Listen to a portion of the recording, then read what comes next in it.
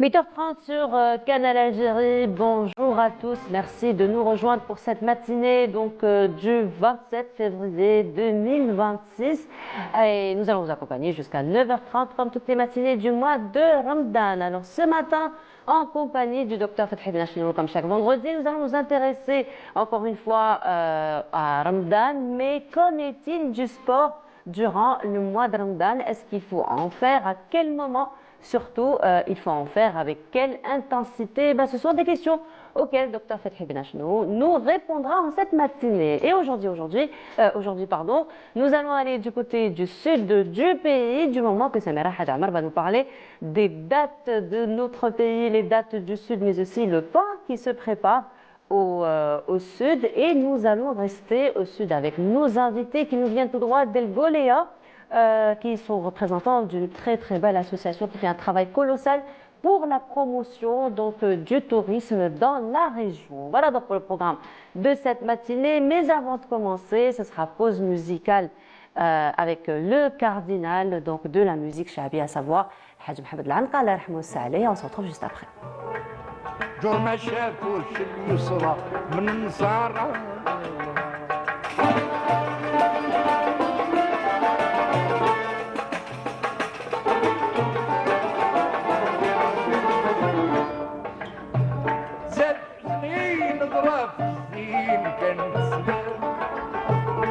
فهلاكية ويحيي من عن سلطان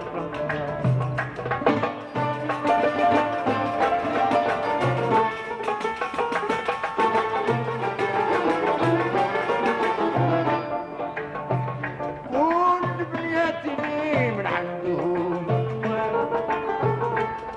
كل ما يتمنى نعطيه كل شهر زاد حسني ريت بعيني حسام جاني فرخ شاد لسيني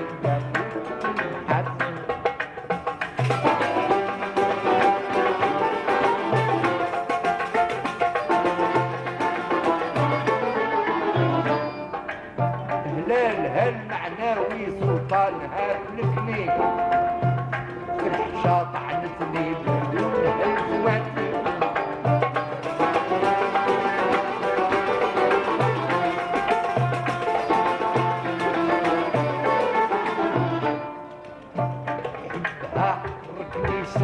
شباب بدنك والغرام حرقني وعلاش تلوموني نحب واوسني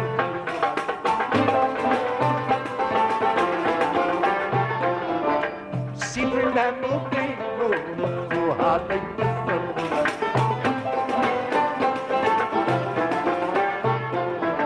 الريبات عدلوني فيه لها قدور الزوال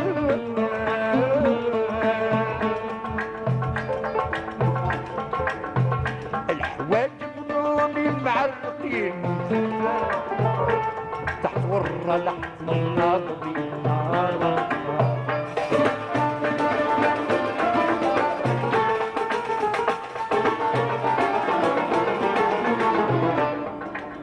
حزهم السالف كان الحين صيف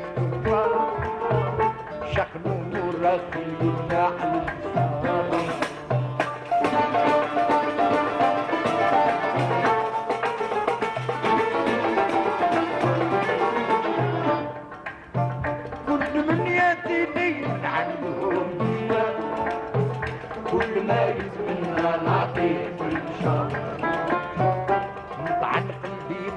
اليسار تحت رمشات والشفر رمضان شفرات المواتي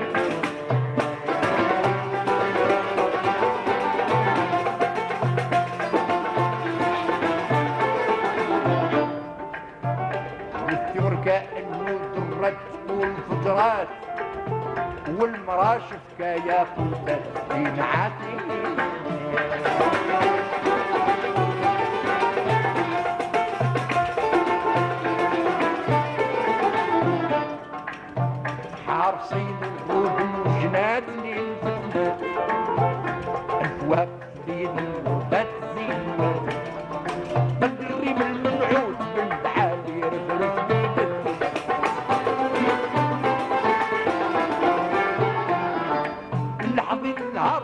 Et voilà, très très belle chanson donc de Al-Hajj Mohamed Al-Anqa, Allah yarhamou salih. Ça va, docteur? Ça va, صباح الخير. On vous a pas perdu avec le cardinal?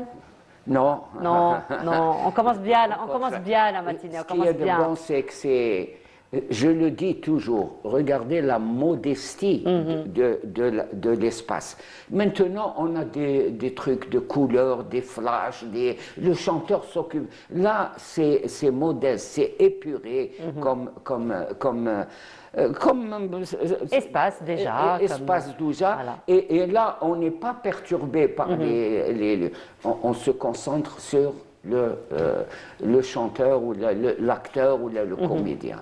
Effectivement, donc c'est vrai que beaucoup d'éléments artistiques et beaucoup d'éléments visuels ont changé depuis. On en parlera probablement un jour, hein, n'est-ce pas, docteur? Parce que ça a aussi ses incidences sur la santé. Bien On sûr. était en train d'en parler justement, mais parlant toujours de santé, il y a aussi l'activité physique durant le mois de Ramadan. C'est toujours une question qu'on se pose. Hein. Bien Et on sûr. aura toutes les réponses et ce sera juste après cela.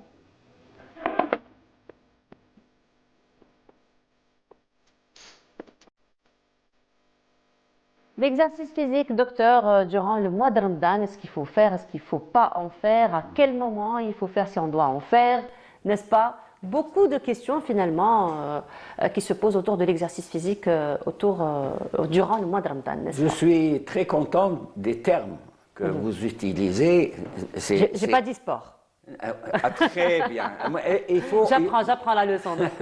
Là, ce qui est important, il faut savoir utiliser les mots. Il faut être exact dans les mots. Maintenant, tout est galvaudé. Les enseignes, on met n'importe quoi. D'abord, le sport est professionnel. Le sport est une profession. En Ramadan, on dit « Ah, il faut faire du sport comme ça, allègrement ». Non, on ne fait pas du sport. Pourquoi le sportif? Et ça me permet de saluer Kayla Nemour. Oui. C'est une professionnelle du sport. Être sportif, faire du sport, c'est bien codifié. C'est se préparer à des compétitions. Après, c'est un métier à part entière. Un métier à part entière.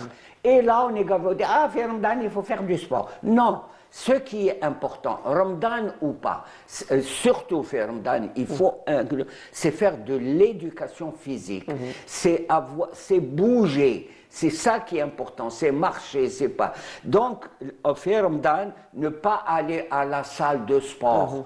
Surtout si on n'a pas. C'est pas parce que c'est Ramadan, je vais faire Sahara comme si j'allais à un récital ou à un théâtre, aller à la salle de sport. C'est dangereux pour la santé.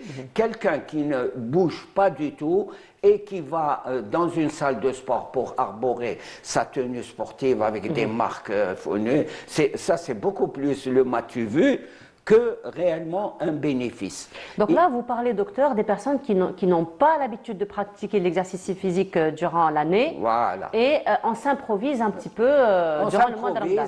Il y a les copains, il y a les copines qui vont, on va y aller et on va se lancer dans un effort intense qui peut être dangereux. C'est ça le terme dangereux.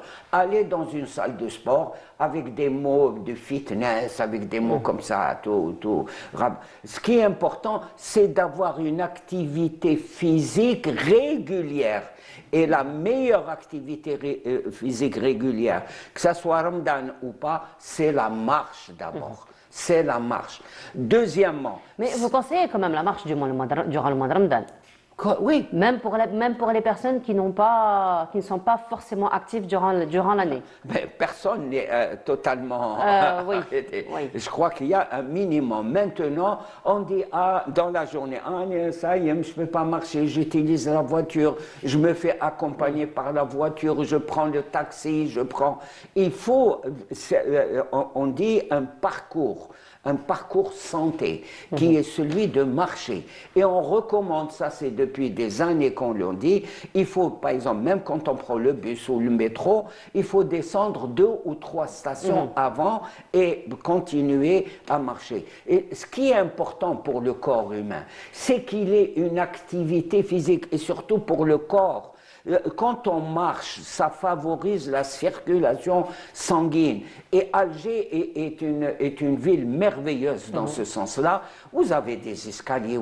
Moi, je ferai de la publicité pour le tourisme pour Alger. On dit, venez vous détendre en marchant. On marche très bien, avec des moments d'effort, des moments de plat. Sincèrement, je parle d'Alger parce que c'est excellent. Ne pas se dire, je vais aller, ma copine ou les copines, elles vont, je vais y aller. Alors maintenant, surtout, ce qui apparaît, c'est cette profusion d'appareils, des trucs, des trucs. Moi, je vois des choses terribles. C'est grave, c'est une agression très violente si vous n'avez pas vous n'êtes pas préparé à ça, quelqu'un de sédentaire, qui quitte pas la voiture, qui fume. Alors les gens pensent que, ah, je fume, je vais faire un peu, alors faire Ramadan, je vais faire du sport. Non, c'est un effort personnel d'arrêter de fumer totalement et de ne pas penser que si j'utilise cet appareil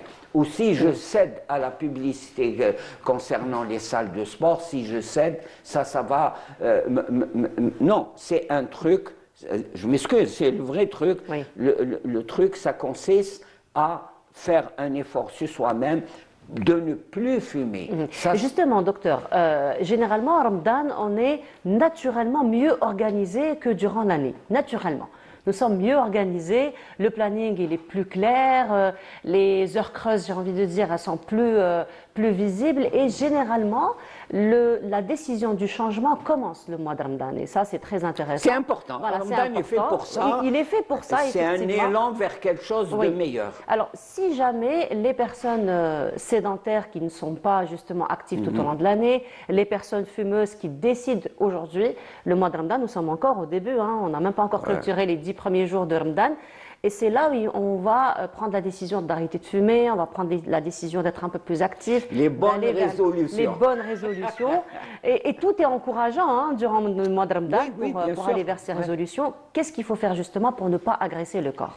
Je suis entièrement d'accord, et Ramadan, alhamdoulilah, est fait pour ça. Ce n'est pas des résolutions, c'est de décider d'un certain comportement dans ma vie. Wahda.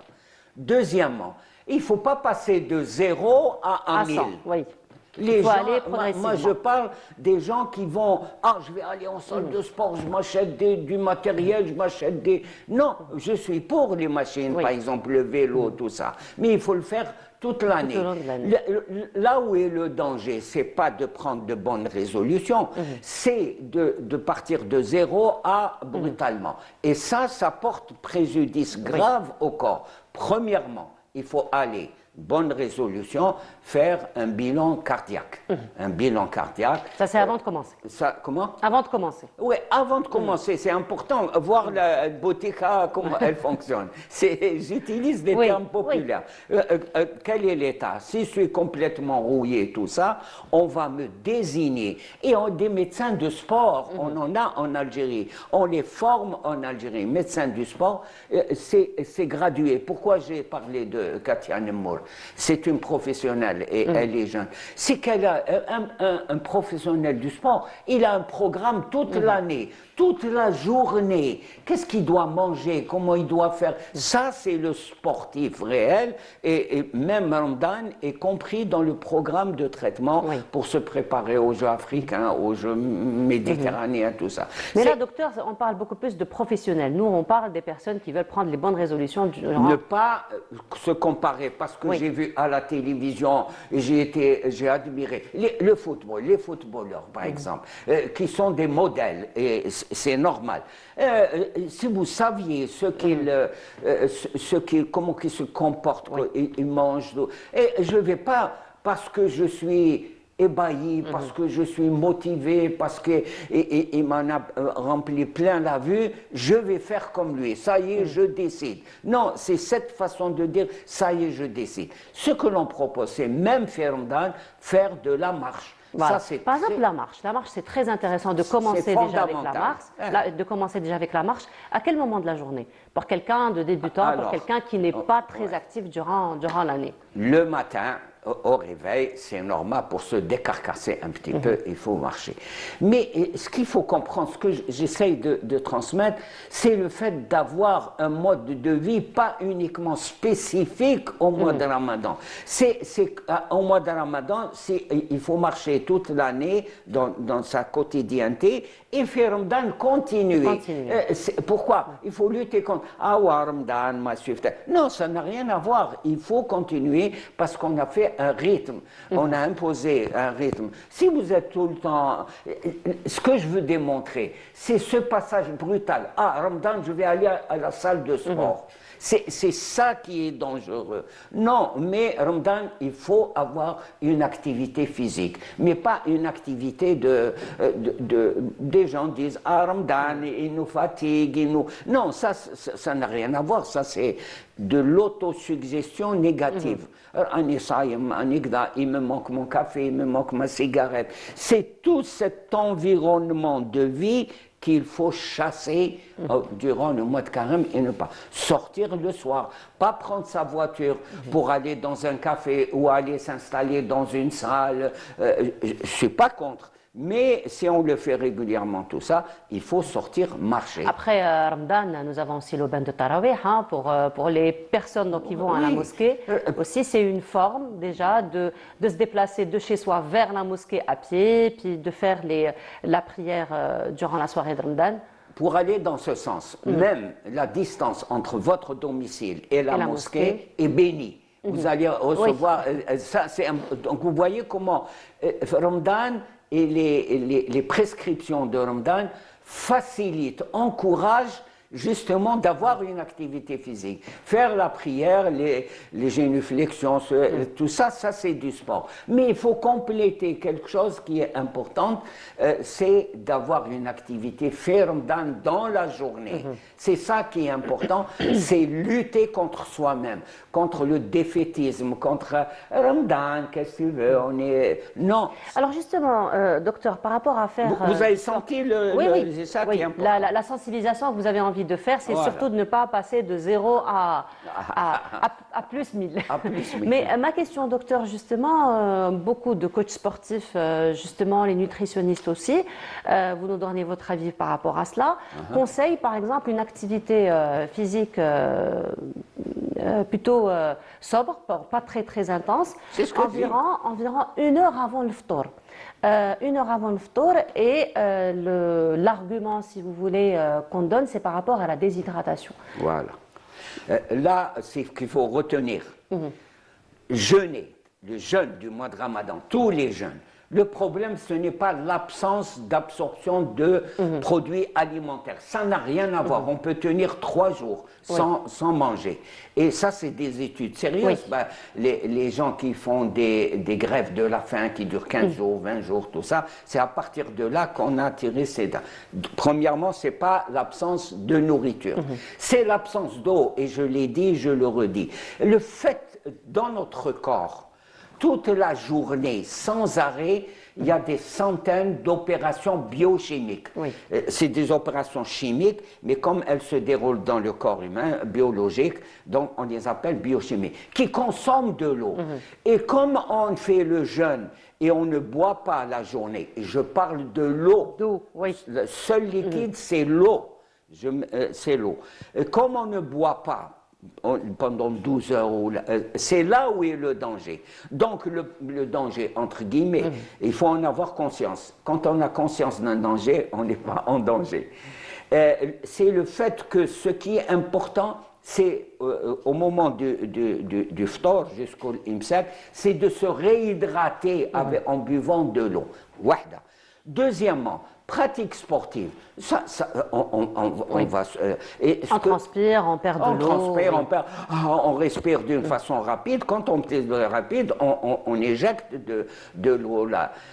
Donc, ce qui est important, et vous l'avez bien compris, c'est ne pas dès le matin faire un match de foot ou aller à la salle de sport, faire des trucs. C'est ridicule, ça va augmenter la déshydratation, la fatigue. Non, 2 heures, 3 heures avant l'iftar, avant l'iftar, on va pratiquer. Là, d'ailleurs, les jeunes nous donnent l'exemple en Algérie. Il y a, quand on marche dans Alger ou là, dans n'importe quelle ville, il y a toujours les jeunes qui organisent des matchs de foot. Oui. En Juste attendant avant, le voilà. voilà, en attendant le Maghreb. Mais c'est excellent, ça maintient et ça, c'est important. Voilà, donc mot d'ordre aujourd'hui, c'est de ne pas passer de 0 à plus 1000 docteurs. Si on a envie de reprendre donc, ou de faire du sport, aller doucement et commencer par la marche. Et ne pas se comparer aux sportifs que Voilà. l'on voit. On est émerveillé par leur comportement. Et j'aimerais que l'on... On termine sur ça, docteur. Allez-y. Au lieu de montrer le sportif en plein don sur le terrain, je crois qu'il faut qu'est-ce qu'il mange, J'ai vu une fois le Tour de France avant le départ. Qu'est-ce qu'on donnait? J'ai vu que de grands champions prenaient un plat de macarons, tout simple. J'ai dit mais ils mangent pas la viande, ils mangent pas les sucres lents, effectivement. En tout cas, merci beaucoup, docteur, encore une fois, De rien. de tirer la sonnette d'alarme par rapport à aller faire donc, de l'activité sportive intense. En tout cas, merci beaucoup pour tous ces conseils. On De se rien. retrouve très bientôt, Inch'Allah. Avec plaisir. Merci beaucoup, docteur. C'est toujours un plaisir. Et cette fois-ci, nous allons aller du côté du musée du Bardo. Vous devriez, docteur, y aller sur le dernier jour d'ailleurs aujourd'hui. Un très très beau spectacle de lumière qui a commencé. Voilà, le mapping, effectivement, du mapping. C'est bien, Très beau c'est spectacle de lumière. Et c'est justement Faria Hamdi qui s'est rendu, et elle est revenue avec ce reportage que je vais s'apprêter. On se retrouve juste après. Le musée Bardo d'Alger s'est transformé en une toile géante de lumière et de couleurs. À la tombée de la nuit, les façades du musée se sont animées grâce à un spectacle de mapping spectaculaire, attirant un public venu nombreux pour admirer le rendez-vous artistique hors du commun. Le terme vidéo mapping, il est assez technique et on va dire qu'il n'est pas très connu par le grand public, mais je suppose qu'on a tous vu, ne serait-ce que via nos téléphones, smartphones, des festivals de la lumière un peu partout dans le monde. Et aujourd'hui, l'Algérie a son propre festival de la lumière ou de vidéo mapping. Dès 20h, les familles, jeunes et passionnés de culture ont afflué vers l'esplanade du musée. Téléphone en main, regard levé vers les murs chargés d'histoire. Tous attendaient avec impatience le début du spectacle.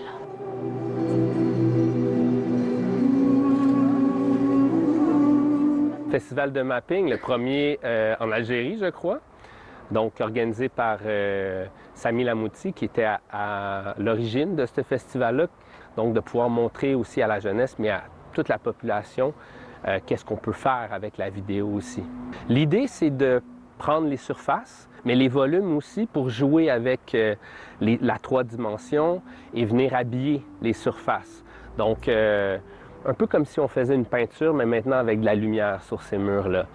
Donc, une forme d'art aussi. Donc, les artistes numériques, mais aussi plus traditionnels, vont pouvoir expérimenter puis venir projeter sur ces murs-là. Les pierres du musée se sont métamorphosées. Jeux d'ombre, fresques animées, motifs traditionnels et séquences contemporaines ont raconté l'histoire du lieu.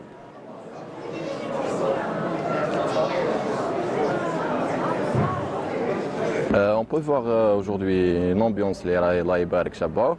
C'est la première fois اللي نشوفوا un concept هكا في الجزائر avec des jeunes اللي خدموا هاد العفسة وتعبوا عليها و on est fiers باش نشوفوا عفسة كيما هذه pour la première fois في الجزائر. C'est un événement extraordinaire pour le mois de Ramadan, dans les soirées ramadanesques. On voit le mélange ici au musée de Bardo, un truc traditionnel, culturel, plus la modernité par ces lumières magnifiques. Je conseillerais à tout le monde de venir visiter ici et voilà, marhaba bikoum. En vrai, ça fait extrêmement plaisir de voir ça. Je vais pas vous mentir, c'est l'une des premières fois que je le vois. On avait l'habitude dans mon école de le faire. Et c'est vrai que voir ça en Algérie, voir ça surtout au Bardo, qui est un lieu iconique de cette ville, voir autant de jeunes talents, surtout voir autant de nouvelles technologies comme le LIDAR qui est utilisé un peu plus bas, je trouve ça absolument passionnant. Et c'est vrai que c'est un plaisir d'être ici et en vrai que ça recommence quoi finalement. En vrai, moi ce qui m'attire le plus, c'est les couleurs. Je trouve que le Bardo, c'est déjà un lieu qui est excessivement coloré, un lieu qui est déjà excessivement chargé d'histoire. Et c'est vrai que rajouter des couleurs à la couleur, rajouter aussi une histoire moderne et une histoire qui est déjà plus que centenaire, c'est magnifique. Franchement, c'est une belle expérience, ça a une belle ambiance et ça rassemble les gens. Et surtout pour ce mois de Ramadan, franchement, rien à dire. Le jeu de lumière, les couleurs, l'ambiance, la musique du fond, là, genre, ça nous permet de voyager. Et tout en restant à Alger. Le musée Bardot s'est offert une seconde vie, le temps d'une soirée lumineuse, prouvant que la culture peut aussi se vivre en plein air dans le partage et l'émotion.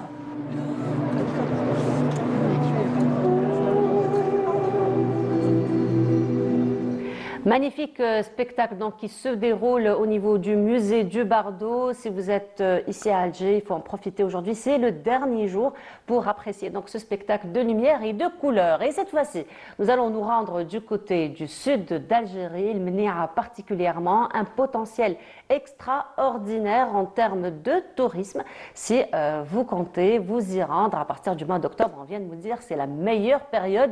Et nous en parlons donc avec le représentant d'une association qui fait un travail colossal sur terrain, représenté donc par le responsable du centre de l'association Tawrit, donc au niveau de Mnia, pardon, Monsieur Abbas Mourad Bellaragab. Ça va? C'est lui. Voilà. J'ai bien prononcé? Oui, voilà, j'ai bien prononcé.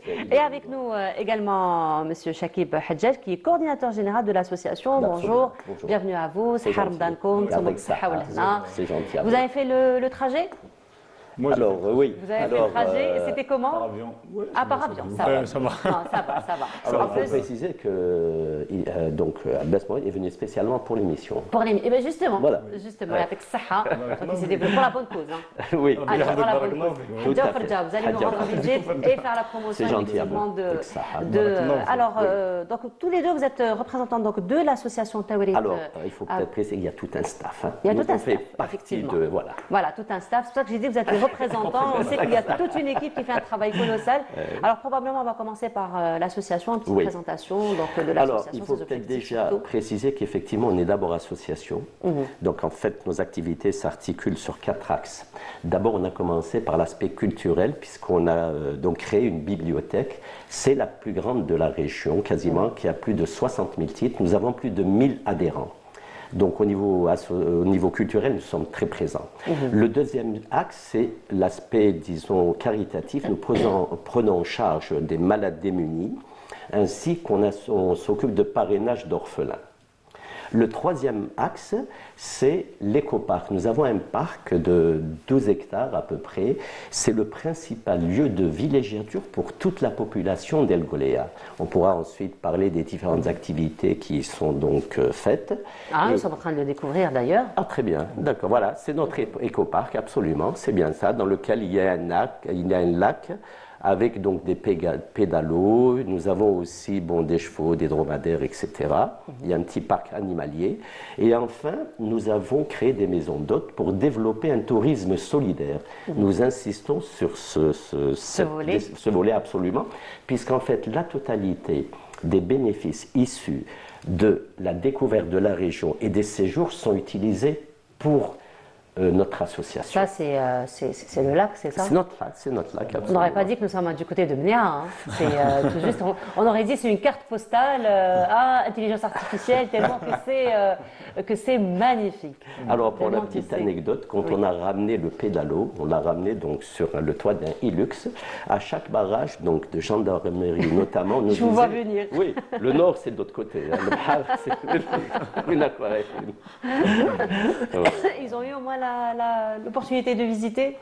Ah ben j'espère qu'il y en a certains. C'est fait pour, vous me direz. C'est fait pour. Voilà, donc pour. Finalement, c'est une association qui travaille sur 360 degrés. Hein, donc pratiquement tous les volets sont pris en charge à travers l'association. Effectivement. Alors parlez-nous un petit peu des grands événements que vous organisez dans l'association. Alors l'association, elle a particulièrement 2 volets. Il y a le volet principal de l'association qui est le parrainage d'orphelins. On parraine actuellement un peu plus de 300 orphelins. Alors c'est un système de parrainage où des parrains et des marraines s'engagent à payer, on va dire, une somme pour une famille où il y a un orphelin ou 2 orphelins. Alors en général c'est des familles orphelins de père où il y en a qui sont orphelins Oui. des deux parents. Alors ça, c'est le volet principal de l'association. On a un volet qui est, on va dire, plus ponctuel. On organise par exemple pendant la rentrée. Juste pour revenir, s'il vous plaît, au parrainage, Parrainage. donc ces personnes, ces personnes qui s'engagent Oui. donc à prendre en charge, ils se connaissent ou on reste quand même dans l'anonymat, les gens préfèrent rester Alors, dans l'anonymat? Cela Peut-être dépend. qu'il faut Ouais. préciser aussi, parce que beaucoup de personnes qui nous contactent, quand ils utilisent le mot donc orphelin, ils pensent à orphelinat. Oh, d'accord. Les orphelinats sont du domaine de l'État. Nous, en fait, on cherche des parrains. C'est des parrains, c'est des gens qui s'engagent à donner Oui. un pécule. C'est des gens qui ne se connaissent pas, qui viennent Oui. de différentes parties, il y en a même qui sont à Alors, l'étranger. c'est vrai qu'il y a l'association qui les contacte, ou sinon c'est eux via, alors Voilà. par exemple cette émission, via les communications qu'on fait, contactent eux-mêmes l'association et ils s'engagent alors d'une façon anonyme pour certains Oui. ou d'une façon déclarée pour d'autres. Cela dépend de la volonté. Voilà, des gens. exactement, dépend de la volonté de tout un Ensuite, ils chacun. s'engagent, alors c'est un système totalement transparent parce que le parrain ou la marraine s'engage à payer ce montant pour la famille directement à un des responsables dans la famille. D'accord. On va le mettre Oui. en contact avec un membre de la famille. Alors en général, c'est soit l'oncle, chez lequel sont hébergés les orphelins. Oui. C'est des orphelins qui restent dans leur cocon familial. D'accord. Ils ne sont pas, comme a dit M. Chakil, Oui. ce n'est pas un orphelinat, c'est des orphelins, après avoir perdu malheureusement Oui. le père ou les deux parents. Alors, ils sont placés forcément chez la maison de la tante, ou de l'oncle, ou du grand-père. Et nous, on s'engage à organiser justement un contact. On est en général intermédiaire entre le parrain ou la marraine et ce membre de la famille. Et c'est ensuite le contact se fait, Voilà, et donc l'aide vous se êtes, fait. donc vous êtes médiateur finalement On est médiateur, entre exactement. les deux parties Alors, pour assurer surtout une transparence par rapport à ça. Exactement. Parce que c'est vrai qu'il y a beaucoup de personnes qui veulent bien s'engager, mais pour des raisons de crédibilité, il y a parfois exactement. ces réticences, Nous effectivement. tenons qu'à ce que ça se fasse dans la transparence la plus totale. Donc le parrain est en relation constante avec l'enfant. Voilà. Et là, nous sommes en train de découvrir de très très belles images. J'imagine que c'est un événement que vous organisez en faveur de ces personnes, Tout à de fait. ces enfants. Parlez-nous un peu de ces sorties, de ces moments que vous passez ensemble. Alors justement, pour parler justement de l'association et des activités, alors hormis le parrainage, on organise beaucoup d'actions qui sont ponctuelles dans l'année. Par exemple, la rentrée scolaire, cette année, on a fait plus de 200 cartables, alhamdoulilah. Alors, pour le coup, pour des familles qui sont nécessiteuses, orphelines ou pas. Donc on organise des dons de cartables. Alors on a beaucoup d'associations, beaucoup de particuliers, beaucoup de sociétés qui nous aident. Et donc justement... C'est ce que nous sommes en train de voir, non? Ça, exactement, au C'est niveau ça? de Tout à fait, une la maison de distribution vote. de cartables. Par exemple, ça c'est des cartables, exactement. Voilà, c'est ça. On fait des dons c'est les gens qui font dons à l'association et nous on se charge de le distribuer. Par exemple, pendant le ramadan, on fait le coufin du ramadan. Actuellement, on est sur cette activité.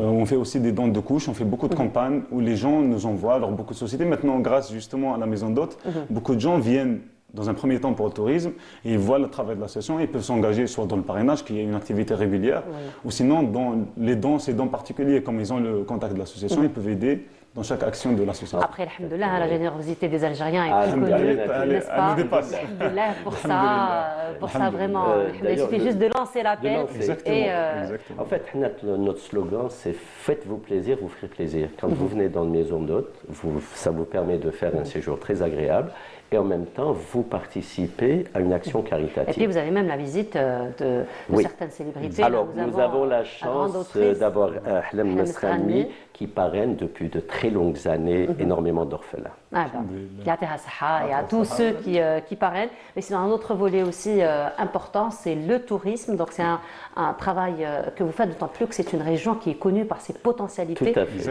touristiques.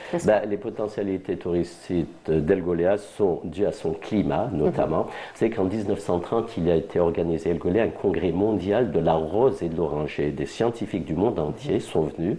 Ils voulaient comprendre pourquoi les roses étaient de cette qualité. Et c'est dû tout simplement à l'eau d'El Goléa. Toute l'eau d'El Goléa est une eau minérale. Les gens qui viennent chez nous, nous avons une piscine, donc se baignent dans une eau minérale, notamment. Oui, alors nous avons aussi un grand l'Orsal qui a plus de 10 siècles, c'est bien ça? Oui, exactement. Vas-y. En fait, il y a des monuments culturels. Et El Goléa, c'est le début de l'ère occidentale, donc il y a de très belles dunes et vous avez passé de très belles photos. Ah oui, c'est vrai, c'est important de le préciser parce que quand on pense dunes, on pense Timi Montaret, Paris. Oui. Le grand erg occidental commence à El Goléa. Nous avons des dunes On peut exceptionnelles. constater hein. sur n'importe quel cas, c'est l'ergue occidental. Et donc ça, c'est pour le côté, on va dire, paysage. On a par exemple, c'est l'exception touristique à El Goléa. On a des lacs au milieu des dunes. Alors on fait des sorties. Parmi les sorties qu'on organise, on peut organiser jusqu'à un séjour de 8 jours. Alors il y en a qui viennent pour une journée. Ah, pour 8 deux jours, c'est un dépaysement total. C'est un hein. dépaysement total. Alors si on revient à Alger, on ne reconnaîtra plus personne, hein, certainement. En fait, c'est la période la plus longue qu'on peut organiser. On peut organiser beaucoup plus que ça, mais on va dire il y a des activités à faire pendant chaque matinée, chaque après-midi. On fait des bivouacs, on fait des Et sorties là, culturelles. les images ensorcelantes. Hein, j'ai Alors envie là, de c'est dire. le grand lac lac. d'El Goléa qui a une zone de passage, donc c'est une zone humide, c'est une zone de passage pour les oiseaux migrateurs. Les oiseaux migrateurs. Notamment les flamands. Les flamands roses, et ils passent par le lac d'El Goléa. C'est classé, zone Ramsar? Oui, Je pense qu'elle est classée. oui, zone humide. Une zone humide, oui. Et classée, Zone Qui est humide. protégée, Oui. oui, qui est protégée. Protégé, donc classé, Tout effectivement. à fait. Alors ça, c'est pour le côté paysage. Et on a aussi l'église Saint-Joseph.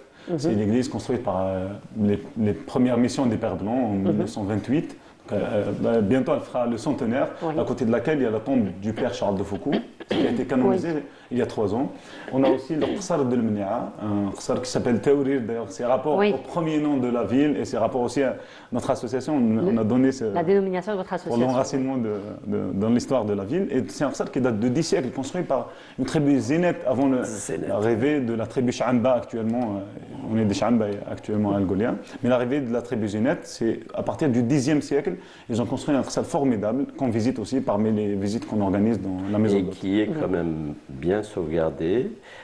Il y a beaucoup de Qsor dans le sud qui sont en ruine. Celui d'El Goléa est quand même Il est quand même bien préservé. conservé. Quand même préservé. Et dites-moi, le musée de paléontologie, il existe toujours? Ah, il existe toujours. Non seulement il existe, mais il a été restauré, rénové, il a été développé. extraordinaire. Oui, qui est plus important. hein. Alors, il est créé par un père blanc qui s'appelle René Leclerc.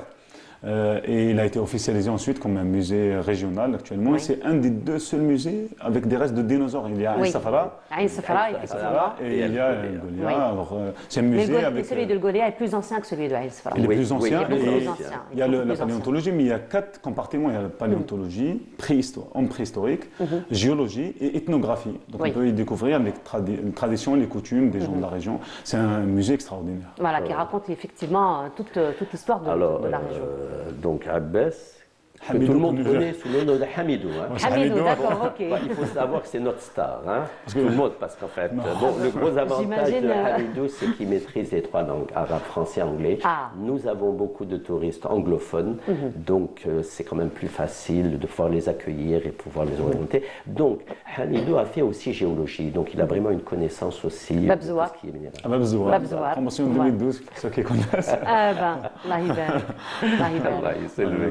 Voilà, donc c'est pour ça que le musée, vous connaissez très bien. Donc, je suis un des seuls guides qui fait les visites sans guide du musée. C'est pratique pour. Franchement, ça va de soi. Hein. Comme on dit en arabe, tahsin hassan. L'étudiant en géologie qui a besoin de guide, c'est pas très catholique, comme on dit. Hein. Donc, Dans notre programme, il est incontournable. Oui. Dans tous les programmes, il est prévu de faire le visite de ce musée. Ah, ce musée, Il y a effectivement. aussi beaucoup de dames on doit leur rendre hommage. En fait, le Mnia, il est connu pour ça, pour Qsar et pour l'église et pour les dunes, mais il y a aussi un travail d'artisanat. L'artisanat, c'est plus la ville de Gardaïa qui est connue pour l'artisanat, mais à El Goléa, il y a une activité immense, sauf qu'elle est cachée. Il n'y a pas un marché d'artisanat, mais il y a beaucoup d'artisanes qui font chez elles. Et donc avec les touristes, on l'a fait récemment avec l'ambassadrice norvégienne et danoise qui nous ont visité en décembre. Donc on visite les artisanes chez elles et ça les encourage à faire, ça leur offre un marché parce que les touristes en général achètent des tapis et donc ça les encourage à l'avenir peut-être d'ouvrir un magasin. Donc, et après ça a aussi ses avantages, hein, donc, parce que ça permet quand même aux touristes, ceux qui ne connaissent pas la région, qui viennent pour la première fois, de côtoyer directement les habitants de la région, de voir un petit peu le mode de vie. C'est très intéressant parce qu'un magasin reste quand même toujours commercial. Mais quand on va chez la personne, il y a cette convivialité. En général, il y a un repas avec, il y a une convivialité, exactement. Après, on connaît les gens du Sud avec toute leur hospitalité. Mais c'est vrai que c'est un volet très important dans lequel on essaye d'œuvrer pour redynamiser donc toutes les traditions, tout l'artisanat traditionnel.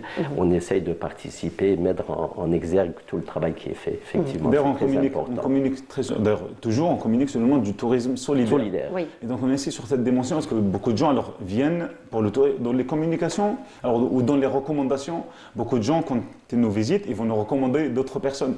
Mais en général, alors, ils savent que c'est une maison d'hôtes, mais pour l'association, ça n'arrive pas tout de suite. Oui. Et donc, une fois sur place, parmi les visites, déjà on fait visiter l'association, on fait visiter la bibliothèque, on explique toute l'historique derrière, que nous on est une maison d'hôtes, mais on a fait la maison beaucoup après avoir fait l'association pour justement trouver une vision et devenir un maximum indépendant. Voilà. Alors, oui, pardon, il faut peut-être préciser aussi qu'au niveau donc, de notre parc, notamment, nous faisons travailler des handicapés, nous sommes vraiment dans l'inclusion et notre but, on s'inscrit totalement dans l'économie durable et solidaire. Et justement, revenons un petit peu à la maison d'hôtes parce qu'il y a des images qui reviennent.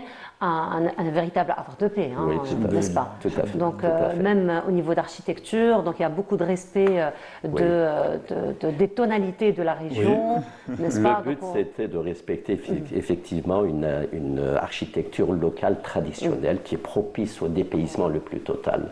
Donc c'est vrai que c'est un volet important. Il faut préciser aussi que nous avons organisé des résidences d'écriture aussi, qui jumellent la bibliothèque, des écrivains qui sont venus pour un séjour bloqué d'une semaine sur une thématique particulière.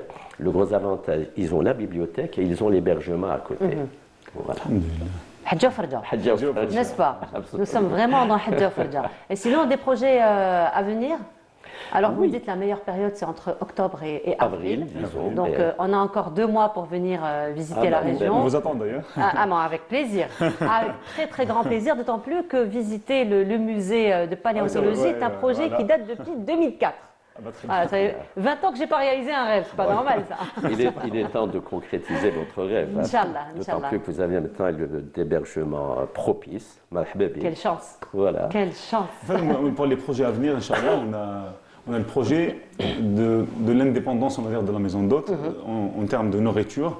On tient à rendre le parc, alors une partie du parc, comme c'est un parc qui fait 12 hectares, il y a beaucoup de parties qui sont aménagées pour les gens, pour recevoir les familles, notamment d'El Gholia, avec leurs enfants.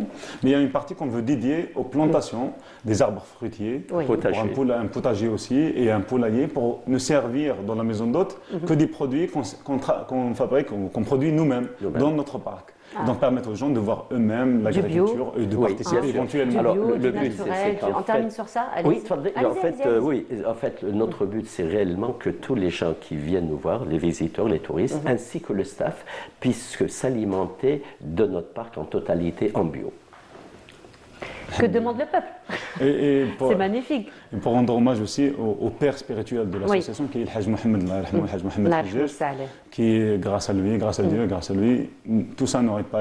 Voilà. Et vous faites un très beau travail, en lui rendant hommage tout en continuant justement sa mission. En tout cas, ça a été un plaisir de vous avoir reçu. Merci beaucoup d'avoir fait le trajet pour l'émission. Et très très belle continuité pour tout ce que vous allez entreprendre. Merci à vous encore une fois d'être parmi nous.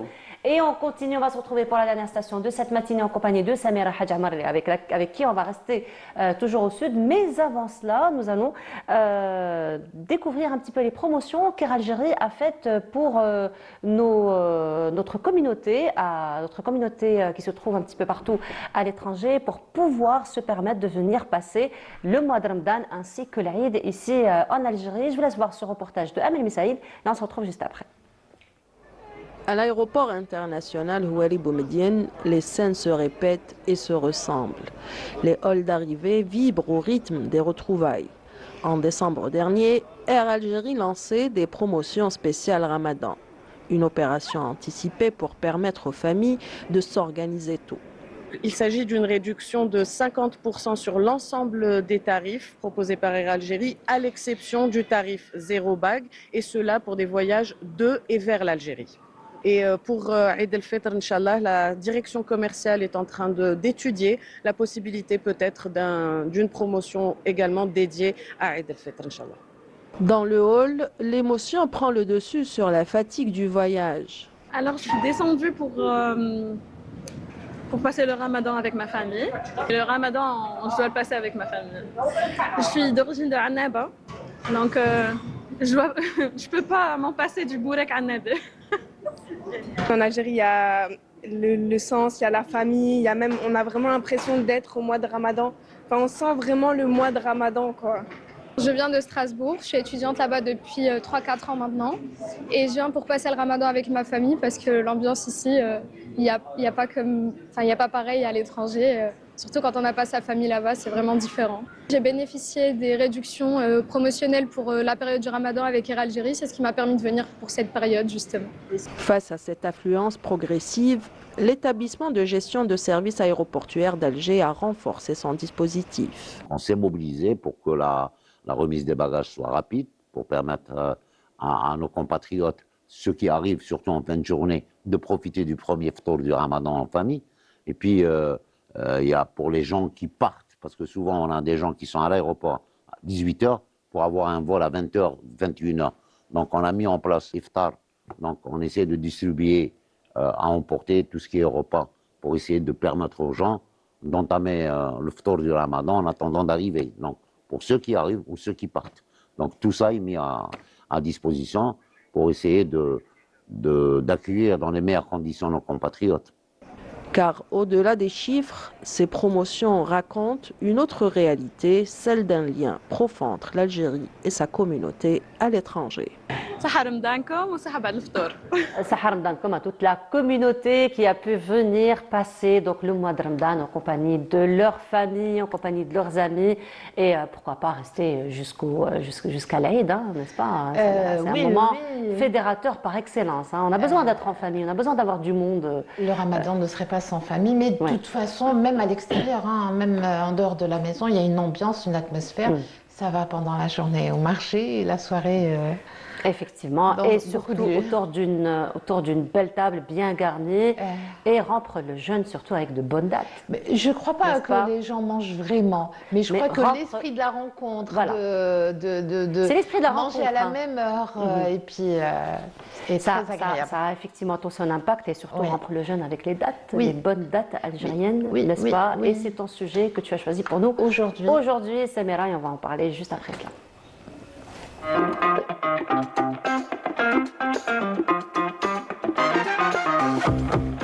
Voilà. Ça c'est le comble des femmes, hein, généralement. On met tout Ramadan à bandeau. Mais Ramadan aussi a de très très belles traditions et l'une des traditions prophétiques la plus pratiquée dans le monde, hein, dans le monde musulman, plus d'1 milliard de musulmans en général. Au moment de rompre le jeûne, prennent une date ou 3 dates. C'est toujours en nombre impair. Impair, Mais pour Ramadan, justement, c'est exceptionnel et c'est en pair, donc c'est 2 dates. À 2 dates. 2 dates, généralement. En tout cas, l'idée, d'abord, elle est nutritive parce que ça rééquilibre le sucre. Mais bon, moi, je ne suis pas nutritionniste, donc je ne peux pas en parler vraiment. Mais ce que je sais, c'est que c'est énormément consommé. L'Algérie a plus de 20 millions de palmiers et 450, je crois, variétés de dattes. Mais celle qui a traversé l'histoire, la reine des dates. C'est la reine des dates, celle que l'on considère qu'elle est l'aristocrate, en fait, des dates. La date de luxe, c'est Deklet Nour. Deklet Nour qui est l'aboutissement de 2000 ans, les dates en général, mais Deklet Nour aussi, en particulier de 2000 ans de savoir-faire. D'abord, savoir-faire ancestral, c'est, comment on va dire, c'est une date qui a besoin d'un lieu précis, en Algérie, avec un climat précis, avec un sol précis, qui ne peut donner le même résultat, même si on la transporte comme l'américain, le botaniste américain Swingle a essayé de faire, vers 1850. Nous sommes en train de voir à l'antenne, voilà, c'est ça? C'est lui qu'on voit à l'antenne, a essayé de transporter des djabbar. Ce sont des rejets de palmiers, enfin je sais pas, les plants de palmiers. Il les a emmenés en Californie et en Arizona. Il a essayé de les planter. Ça n'a jamais donné. Alors au début, certains sont morts parce que le climat, le sol, l'eau est importante. C'est vrai que le palmier est très exigeant en termes de climat. Le palmier est très exigeant et Deglet Nour en particulier. Oui. Alors Deglet Nour, on va déjà rappeler, hein, la légende est toujours une légende puisqu'elle a une épopée fantastique. Ce serait une jeune femme pieuse, très jolie, très douce, qui aurait planté un plant de palmier et qui aurait donné Deglet Nour. Et puis les poètes disent que c'est le doigt de la lumière, puisque quand on prend une Deglet Nour et qu'on la met face au soleil, il y a une clarté, il y a une couleur, j'ai envie de dire or, qui transparaît, et puis c'est tellement bon. Elle est bonne et on peut la consommer à n'importe quel stade de sa maturité. En fait, ça peut être rare, ça peut être en fin de maturité, au milieu, bref, c'est bon, on dirait du miel, on peut voilà. On ne peut pas en parler comme ça. Non, j'étais parce que tu disais c'est comme du miel. En fait, j'étais en train de penser. C'est du miel. Voilà, c'est du miel. J'étais en train de penser aujourd'hui au retour aux sources que les nutritionnistes aujourd'hui, c'est un travail colossal qu'ils font justement pour la sensibilisation par rapport au sucre blanc et à remplacer au sucre raffiné, oui. Le sucre blanc, donc à remplacer justement par les dattes. Donc aujourd'hui, beaucoup de recettes se font à base de dattes, carrément, la purée de dattes ou la date ou les dérivés de dattes. Probablement, on peut faire des gâteaux avec, on peut faire énormément de choses. Et ça rappelle que, par exemple, pour la route de l'or ou la route de la soie ou la route du sel, les gens se déplaçaient sur de longues distances et la date, en général, servait de moyen de subsistance. On sait aussi que ça a été un moyen de survie pour les peuples qui étaient vraiment, quand il y a eu la sécheresse et tout, donc de pouvoir, et la famine, de pouvoir survivre en fait. Donc elle a une histoire millénaire, elle a une histoire très très intime avec l'homme, avec un grand H. Et elle est à ce jour très très très consommée. C'est un aliment, c'est un produit qui est très très consommé. Voilà. Tolga, c'est la capitale de Deglet Nour. C'est un paysage extraordinaire. C'est des milliers, des millions, j'ai envie de dire, de palmiers qui produisent ce fruit. C'est un fruit et c'est un fruit qui a, au-delà de la nutrition, au-delà, a une histoire très longue. Donc d'abord, elle a été plantée par les Romains, par les Numides, les Berbères dans un premier temps, ensuite par les Romano-Africains. Et eux ont établi un savoir-faire d'abord hydraulique, dans la gestion de l'eau pour pouvoir la consommer, le sol qui contient des minéraux. Là, je suis en train d'expliquer pourquoi ça n'a pas marché aux États-Unis. Hein. Oui. Elle existe, les palmiers existent jusqu'à aujourd'hui, mais ça ne donne pas la même chose. Elle est plus sèche, elle n'a pas la même couleur, elle n'a pas la même texture. Et surtout, les Américains ont utilisé l'industrie, la mécanisation. En fait, la production rapide, ils les font passer dans des machines, ils les lavent, ils les brossent, alors que chez nous, quand on achète des Deglet Nour, parfois on ramène arjoun, donc toute la branche ou tout le rameau. Même quand on met dans les boîtes, c'est rarement des boîtes, c'est rarement des dattes toutes seules. Il y a la tige. Oui. Voilà, Et après, c'est l'un des rares fruits qu'on ne lave pas avant de manger. On peut l'essuyer. On peut l'essuyer, voilà, on l'essuie, mais généralement, on ne lave pas. Oui, on ne le lave pas. Les Américains, dans l'usine, la mécanisation, brossent et lavent les dattes, donc le goût. Voilà. Alors, on a toujours critiqué le sirocco, mais le sirocco, le vent de sable, celui de Biskra, de Tolga, sert énormément à la maturation. On ne sait pas à quoi ça sert ce vent qui passe. Il sert beaucoup à l'agriculture. Il sert à la maturation des palmiers, et notamment de Deglet Nour. Elle est la plus capricieuse. Elle est celle qui demande plus tout. Deglet Nour. Elle est celle. On sait que déjà les Français. Alors, si les Algériens ont utilisé le mode de goutte à goutte ou bien des fougara et tout, parce que la date, le palmier, c'est pas qu'à Biskra. On le retrouve à Rabdaya, on le retrouve à Ouergla, on le retrouve à Tougourt, enfin cette région. Mais disons que la reine la plus consommée, la plus belle, celle qui a été la première exportée dans des boîtes de luxe, c'est Deglet Nour. Et donc les Français vers 1850 ont fait des forages artésiens pour pouvoir y planter encore plus de palmiers, mais sinon c'est une date, notamment de Deglet Nour, qui se nourrit en fait de l'eau qui est millénaire. C'est des nappes phréatiques albiennes, donc ça ne peut pas marcher avec l'eau du robinet et surtout elle ne supporte pas l'humidité au moment de la... On a l'impression qu'elle est exigeante, hein. Elle est Une exigeante. aristocrate. Mais après, le résultat est là. Le résultat est là. Et c'est une fierté parce qu'on dit que le phénotype originel est à Tolga. Est à Biskra, ça n'existe pas, elle ne peut pas survivre dans un autre... même je crois que si on l'a déplacée vers une autre wilaya plus proche du nord ou plus au sud, ça ne marcherait pas. C'est-à-dire nous aurons des dates, mais les conditions. Pas là, voilà. Il y a des dates, bien sûr, il y a plus de 450 variétés en Algérie. Il y en a l'Algérie dans le top 5 des meilleurs producteurs mondiaux de dates. Voilà. Donc, pour dire l'importance, l'impact de ce fruit en fait, qui paraît banal, qui est bon et tout, qui est beau aussi à voir. On aime bien. Et c'est le fruit le plus complet. Le fruit en termes de nutrition. En termes de nutriments, oui, c'est le plus complet. Un antioxydant, un anti-stress, un nutritif. Il remplace le sucre, bien sûr. On peut en faire. On peut en faire une pâte à tartiner, on peut en faire énormément. Après, les dérivés, il y a beaucoup de dérivés. Même le noyau de date, est transformé pour faire du café, d'ailleurs. Pour faire du café, pour faire de la décoration, pour faire énormément de choses. Voilà, on peut cuisiner avec aussi. Parce qu'il y a des plats qui sont sucrés salés, mais aussi on peut... voilà, donc c'est un fruit qui a suscité beaucoup d'intérêt. Rapidement, c'est-à-dire dès le début du 19e siècle, les Français ont commencé à faire, dès qu'ils l'ont découvert en fait, ils ont découvert son existence, ils ont commencé à faire de l'exportation vers l'Angleterre, vers la France, vers beaucoup de pays.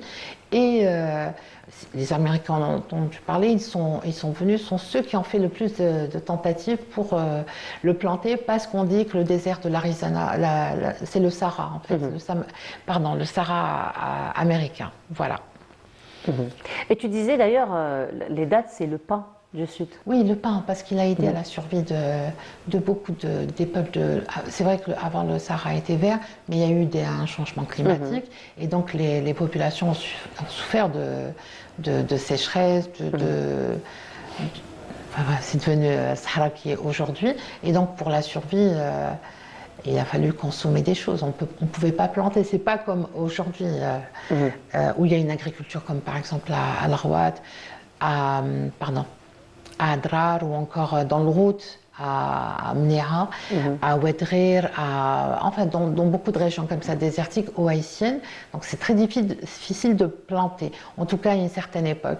Aujourd'hui, il y a plus de matériel, il y a plus de technologie, on peut. Mais à une certaine époque, pendant la colonisation aussi, il y avait beaucoup de famines, voilà, ça a aidé à la survie des populations. Et après, la date aussi, c'est un symbole d'hospitalité, parce que lorsqu'on reçoit des personnes pour la première fois, par exemple, lorsque nous avons un nouveau voisin, durant les mariages d'ailleurs aussi, première chose qu'on offre, c'est la date. C'est la date. Voilà, donc c'est carrément un élément d'hospitalité, dans toute l'Afrique de création de liens humains. Oui, dans toute l'Afrique du Nord et au Moyen-Orient, en Orient. Quand on veut accueillir on propose du lait ou du petit lait, mais toujours accompagné de dates. Voilà, donc ça c'est une tradition qu'on partage, j'ai envie de dire, avec beaucoup de pays. C'est un élément fédérateur finalement. Fédérateur, et puis on est content. Un aliment plutôt. Une mariée, quand elle arrive, sa belle-mère place salle, elle lui offre du lait et des dates. Donc c'est vraiment ancré dans les traditions. Et puis le mois de Ramadan, c'est le mois où on consomme par excellence aussi les dates, mais quand même à consommer avec modération. Ce serait bien, il les dates, ça pourquoi pas, pourquoi pas. Bon, ça va briser beaucoup pour pourquoi pas. Voilà. Mais puisqu'on le fait avec des noix, des noisettes, avec beaucoup de ce genre de fruits, pourquoi pas le faire avec les dates, effectivement. En tout cas, merci beaucoup. Merci Samira d'être revenue sur cet aliment complet et millénaire, effectivement. Voilà. Merci beaucoup, Samira, on se retrouve dimanche. Merci, Inch'Allah. Inch'Allah. Et voilà, donc nous arrivons à la fin de notre émission. Merci beaucoup de nous avoir suivis. Les dates, c'est très bon, mais à consommer avec modération. Dans un petit moment, vous retrouverez notre ami Mélie Moussaïd dans son émission l'instant matin. Pour ma part, je vous retrouve dès demain à partir de 8h30. Et excellente journée à tous. Au revoir.